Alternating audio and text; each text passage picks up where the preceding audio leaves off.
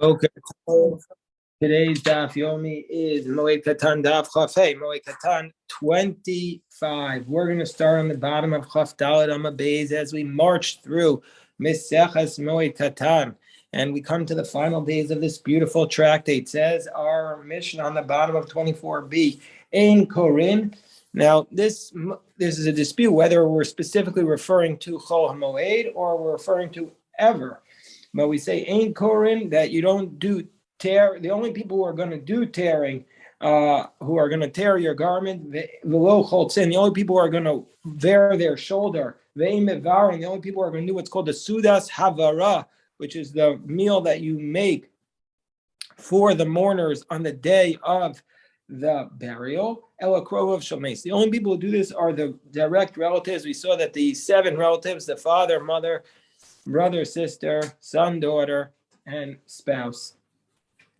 So the only people who do that, presumably on Chol Moed, the only people who are allowed to do that are the direct relatives, or some say even during the week, the only people who are obligated to do it.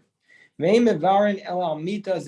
when you sit with the mourners for the Suda Savara, then it's not we've seen several times in this tractate already, it's not an overturned bed at that point, which you do during the Shiva, but this is by a Mita Zekufa, that is an upright bed.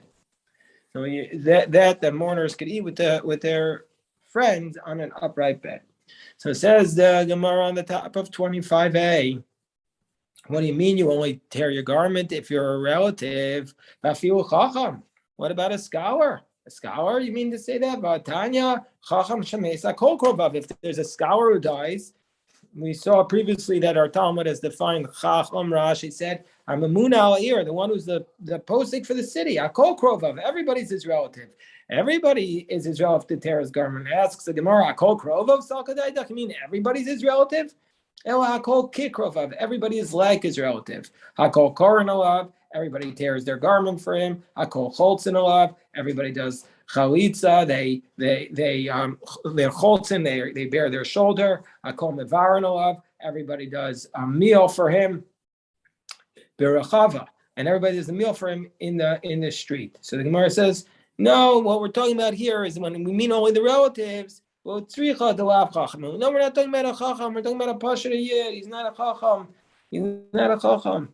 So the Gemara says, oh, you mean he's just a pasha yid? So he's a good guy. Even if he's just a regular kosher yid, you should be obligated to tear your garments for him. Because we learned in the Brayz that why do somebody's children die when they're young? So that you should come to cry and mourn for an Adam kosher, for a kosher person, a good person. So the Gemara says, Yivkev Yisabel, you mean to say we take the children now when they're young so that you'll mourn for them? Arvona kashakal, you're taking a deposit. So we say we're taking this so that you know to cry. It doesn't make sense. So the Gemara says, adam kasher. No, it means to say that this, and obviously this Gemara cannot be taken literally, but they're saying that children die young because people don't mourn properly. So it's, so to speak, as though that we're being given something to mourn for. Obviously, these Gemaras are not meant to be taken literally. This is just meant to say you're supposed to mourn properly for a person who passes away. Because it says Shekol Habocho Masabo Adam Kasher, whoever cries and mourns for Adam Kasher, for a good person, that person's going to be forgiven for all of his sins on account of the honor that was done for him. So if that's the case, everybody should be tearing their garments, not just the relatives. And says, yeah, the lav Adam Kasher. So this case we're talking about is where he's not an Adam Kasher. He was just a regular person. He wasn't a special Adam Kasher. Well, the Gemara says, but still, we have another concept. If you had been standing there when the soul would have departed, you would have been obligated to tear your garments. Anybody who's standing over the dead body at the moment where the soul departs, you have to tear your garment. What is it similar to? A Sefer Torah Misraf, to a Torah scroll that's burned. Just like Rahman al-Tzlan, if a Torah scroll is burnt, you're chayav l'kroa, you have to tear your garments. So too, if you're there when the soul departs, you also have to tear your garments. If that's the case here too, we should say that it's not just for relatives that you have to tear your garment, but even for anybody who's there at the time the soul departs, you have to tear your garments. And Gemara says, "The lo kai hasam mashas yitzias neshama." Yeah, well, that's because you're not there. You weren't there when the soul departs. Since you weren't there when the soul departs, therefore, for this reason, you don't have to tear your garments. Kinach nafshe de Rav Safra. So when Rav Safra died, lo kara rabbanan olei, the rabbis did not tear their garments for him. Amri lo gamrina minei. They said, we have not studied from him. He wasn't our Rebbe. So therefore, we don't have to tear our garments. So Amri Abaye, mitanya Rav Shemes. It doesn't say the Rebbe who dies. Chacham Shemes Tanya. We learned in the Braisa, even a Chacham who died. Road call Yoma Shmaita Tami Befum Beim Midrasha. And also every day you're reciting his teachings in the base medrash. So Abai says you have to tear the garments for him. Why didn't they know this? So the Chasim Sofer has the Chiddush that because his name was Rav Safra, he was a sofer, he was a writer, he wrote down his Torah thoughts. So they hadn't read it yet. So they didn't realize how much they were dependent upon him. And that's why he said to them, you're going to be saying his teachings every day. So anyway, so they said, okay, Savar my Dahava. They said, you know what, we should have torn our garments for him, but we missed out. Too bad, we didn't do it. Sorry, we missed it. Amar Abai, no. Tanina Chacham Kolzman Shaoskim Behesped Chayav Lakroa. No, as long as you're obligated in the Kolzman Shaoskim Behesped Chayav Lakroa, as long as you're engaged in the eulogy, you're obligated to tear your garments. Sabro and Mikro altar. So they say, you know what? Let's tear our garments right now because they're still giving Hespedim for Rav Safra. Amar Abaye, no. Tanya Chacham Kavodo Be'Hespedo. No, Abaye said, a Chacham, his honor is in his eulogy, meaning to say that you have to go to one of his Hespedim and tear your garments for him at that point. Now we're going to have some other incidents that happened. Kinach Nafshe Rav Huna. When Rav Huna died, Sarva Suve Sefer Torah Puria. They wanted to put a Torah scroll on his coffin. Amru Rav Chisda said, Milsa de Bechayo Svirwe Hashtalekum V'Lavud, meaning to say something that he never did while he was alive. Now you're going to do it for him while he's dead. Meaning he didn't want this while he was alive, and now you're going to do this for him while he's dead. So we see from here, if a person didn't want something while he was alive, don't do it for him while he's dead. The Amar of Tachlifa, Ana Chazito Rav Huna, I said, I personally saw Rav Huna in the Baal Mesav Apurya. Rav Huna wanted to sit on a bed, having Manach Sefer Torah, and so therefore they put a Torah scroll on it, and there was a Torah scroll on it, and he wanted to sit on the bed. So what did he do? The Kaf Kada, right? Turned over a jug. Sefer Torah. Rav Huna, when he was alive, before he would sit on the bed, he would take the Torah scroll and put it somewhere else. So therefore, since he would do that before he was alive, for this reason, we shouldn't do while he's dead. We shouldn't put the Torah scroll on him. I think somebody might have been trying to ask a question. If that's the case, let me know. Alma kasavar asar leishev agabe mita shesefer Torah munach aleh. So we see from here that you're not allowed to sit on the same bed or bench or that a Torah scroll is placed upon. So, okay, so they said, okay, we're not putting the Torah scroll on it. The Torah scroll couldn't fit through the gates, the doors. So Savar, they say, you know what we'll do is let's lower the Torah scroll. Maybe it was on the second. Let's lower the coffin. The coffin couldn't fit out through the doors on the second floor, so they said, you know what? Let's lower it via, the roof. Let's lower it via the roof, ropes and stuff. So that's what they said we're going to do. But Amar Rav Chisda said, "Agamirna mine chacham kvodo derech petach." He said, no, we have a teaching from him that a chacham, you have to take him out through the door, not down the roof like a piano, so to speak. He said, you know what, let's take him off of the bed that he died upon. Let's put him on a different bed. It seemed to be that they buried you on the bed you died on.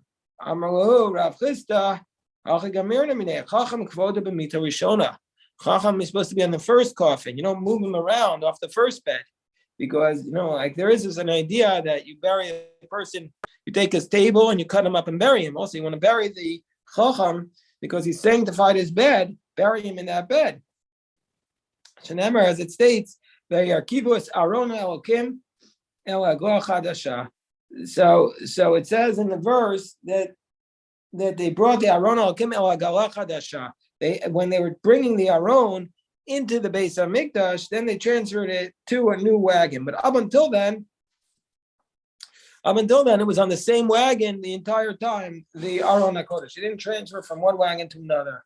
So what did they do? Paras Baba Vafkuah. They did some renovations. They opened up the gates and they brought him out that way. Pasach Hala Rabbi Abba.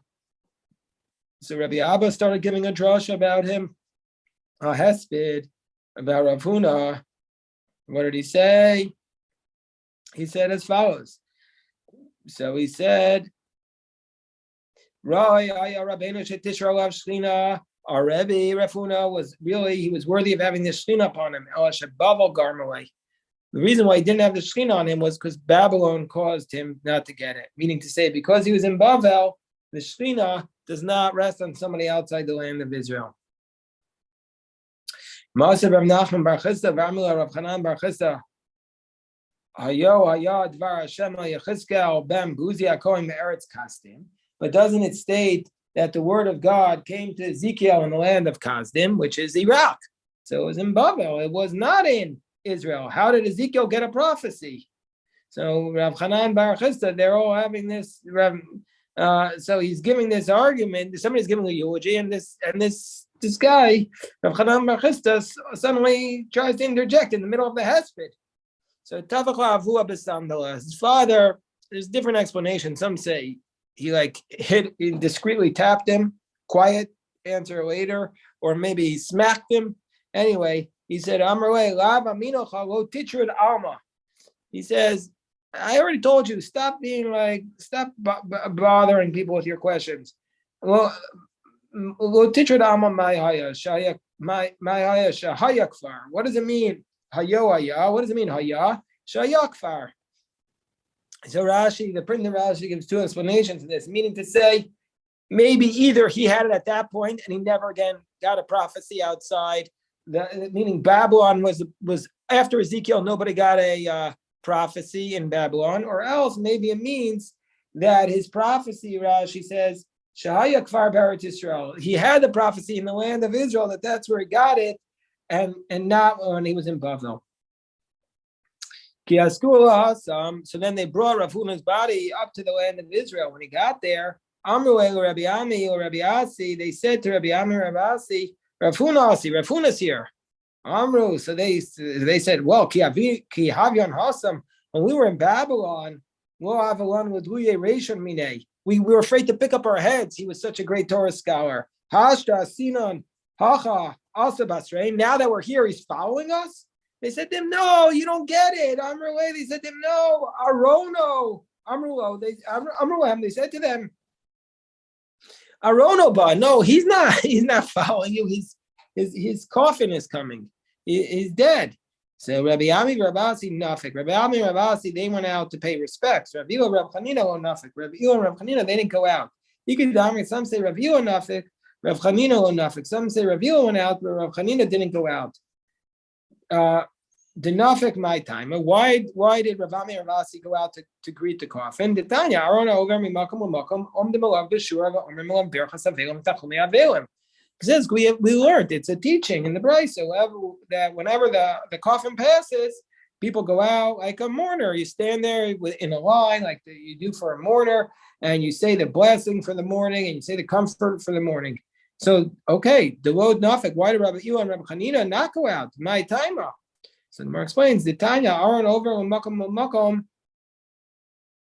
There's another brisa which says the coffin that passes from one place to another, you don't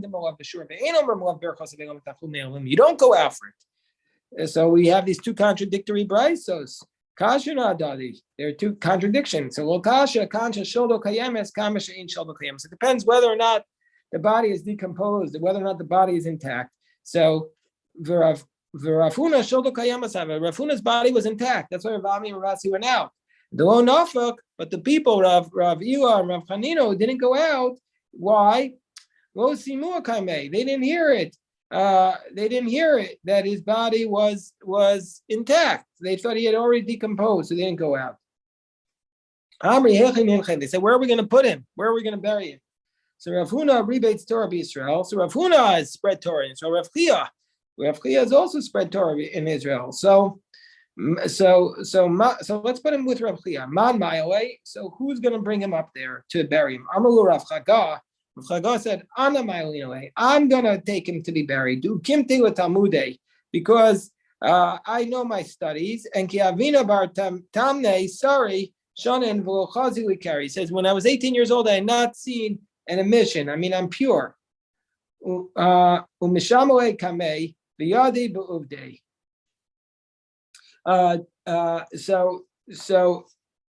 And I used to serve him, and I knew the way he acted. One day, his straps of his tefillin became turned over, so the black part wasn't showing. So that the straps on the head. Many people have the straps for this reason. Many people have the straps to have both sides black for that reason. But anyway,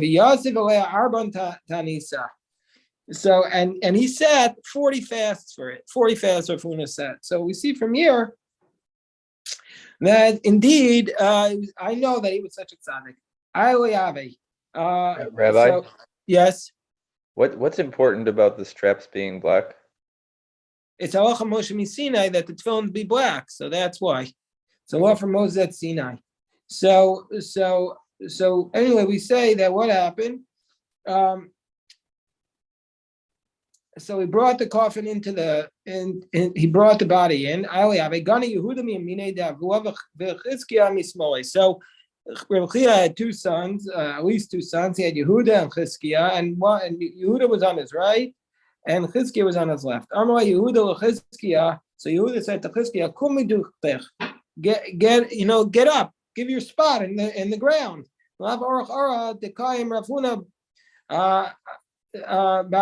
He said, it's time for you to get up. He said, it's time for you to get up from your spot, because we don't want Rav Huna to be standing. It's not respectful. So when Chizkiah was getting up, there was a pillar of fire that got up. Rav Chaga sees this pillar of fire. He was very afraid.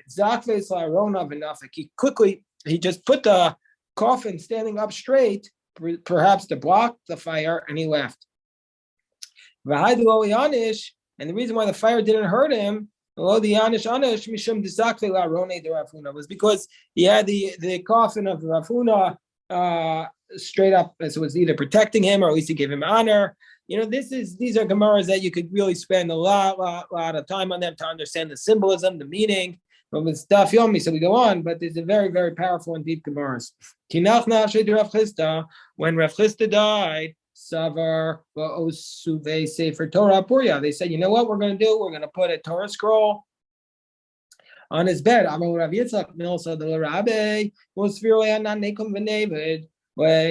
So they said, he didn't do this while he was alive. You're going to do this for him while he's dead. Savar Delo Mishmal Karayu. They said, okay, if we tore our garments for Rav Chisda, we can't even sew it up in a crude manner. No, if he's a chacham, once they turn away from the coffin, you're allowed to sew it up in this crude manner. When Rav Amnuna and Rav Amnuna were brought up to Eretz Yisrael after they died, they were being brought to be buried in the land of Israel. They came to a bridge. We're on top of 25b. At the top, Kamu Gamwe, the camel stood up.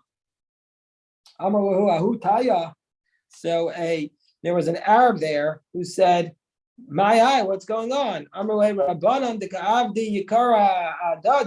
they said, these we have these two rabbis who are being married in the land of Israel, and each one wants to give honor to the other one. One says, you go first. Maram or Neil Beresha, Maram or Neil Beresha. One says, you go first. The other one says, you go first. Amar Dino de Rab Huna Leil Beresha. This Arab said, it's the law is that Rabbi Barahuna should go first. Chav Gamli de Rabbi Barahuna. Rabbi Barahuna went first. But guess what? Natur kachye v'shine dahutaya. Still, since this man shouldn't have spoken like that about Rav Hamnuna, saying that Rabbi Barahuna should go first, his teeth fell out. Should have kept his mouth shut. There was a child. The Yanukas used to say Torah, and throughout the Shas we see this little child, and whenever they would say the pasuk, it was taken almost like as a quasi prophecy, like a foretelling of the future, or as something of tremendous wisdom. So there was a Yanuka there, a young child who was studying Torah, and what did he say? He said when he was giving a eulogy for Rav Hamnuna and Rabbi Barahuna, what did he say? He said, Geza Yeshishim. This is this great Torah scholar, which is Rabbi Barahuna, who was the son of Rav Huna Alami Bavel. He went up from Bavel, the Imo Sefer Mochamos, and with him was a Sefer Mochamos. What is a Sefer Mochamos? Rashi says Sefer Torah. He brought with him a Torah scroll. Or alternatively, Rashi says that they were Rabbi Barahuna and Rav Hamnuna were always disputing Torah, and they're always disputing with each other. Some say, so Rashi gives several explanations. I heard that the Rebbe said the Sefer Milchamos is life, because life is a constant Milchama with the Yetzer Hara to never let it defeat us. And Ka'as v'kipo ruchbulu, and there were a lot of curses have come to the world. L'ros b'shod v'shever abami shinar, to see the eulogies that are coming from Shinar, which is Bavel. Because Hashem is getting angry at his world, and he has snatched souls. God snatching these souls is rejoicing like a new bride. HaKadosh Baruch Hu is who is called the Rochev Haravos, Sas v'Sameach b'voy lav nefesh naki v'tzadik, is so happy that this pure soul and righteous soul has come to him. And this is the idea that on a yard site we're rejoicing, because that's why we have parties on a yard site. That's became the big thing. Reb Shimon Bar Yochai on the Hilula on the yard site of his yard site in Lag BaOmer, because it says here Sas v'Sameach, that heaven is rejoicing. So that's why we, as a practice to have a chayim on a yard site. But the Chasam Sofer was very against this. Chasam Sofer said, no, heaven's rejoicing. But for us on earth, we're supposed to be in a time of tshuva, not in time of rejoicing. When Ravina died, there was a eulogy for him. What was the eulogy? They said, Tamarim hiniu rosh. Tamarim haniu rosh al tzadi katamar. He said Tamarim, let's say the date tree, should wave yourself al tzadi katamar, on a righteous person who is like compared to a palm tree. Nasim lelos kiyamim.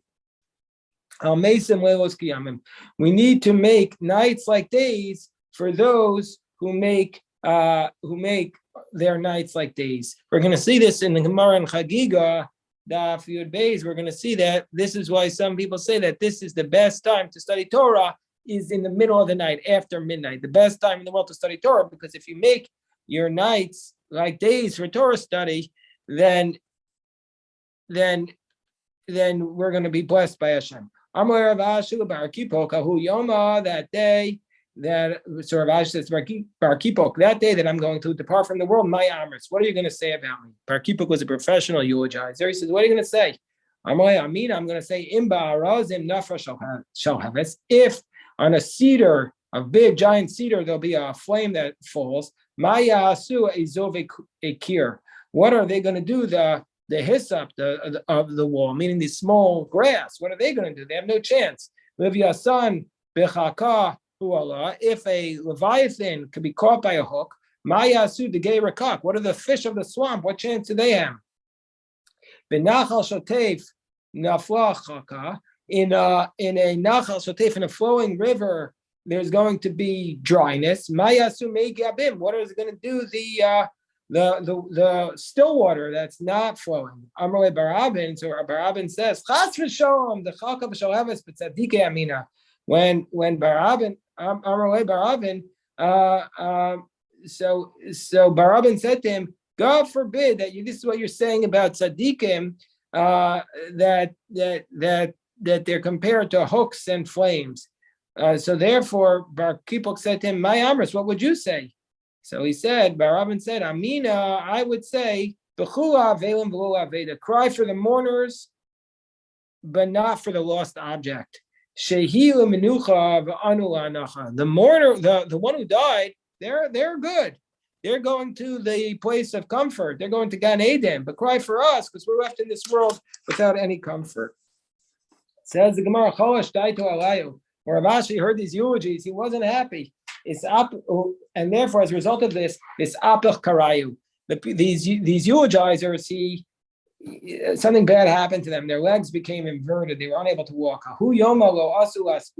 So therefore, since they couldn't walk, they ended up not even making his levaya. Is v'hainu damar Rav Ashi lo bar klipuk chalitz lo bar aben chalitz. That's why Rav Ashi said neither one of these guys can have chalitza done on them because their legs are messed up, and you can only do chalitza if from the bottom of your feet, and their feet were messed up, and so therefore they couldn't do chalitza. Rabba Kihave also with Diglas, when Rabba came to the Euphrates River, which was dangerous. So since we're saying about Barabin, we have another story. He says, he says, say something, a prayer that we could pass. Here's the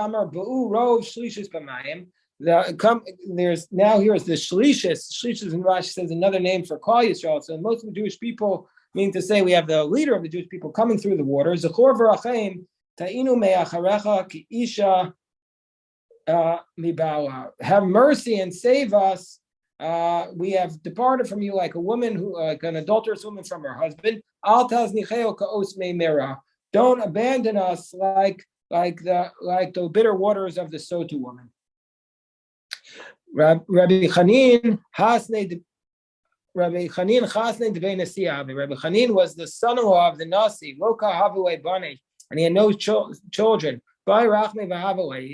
He prayed and he had children. And the same day he had the children, he died.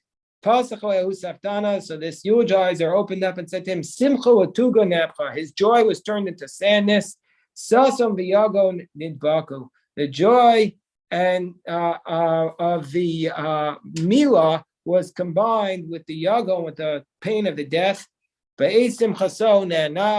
On the time of his joy, we were sighing. On the day that God blessed him, we lost our favor. Asikue, they called the child Chanan al Shmei. They called the child Chanan. The child was called Chanan because of what happened, and he was named after his father. Kinach nafshe de Rabbi Yochanan, when Rabbi Yochanan died. Rabbi Yitzchak ben Elazar kasha yom Yisrael kiyom bo shemesh b'tzarayim. The day for Israel was difficult as the day that the sun came and set in the middle of the day. That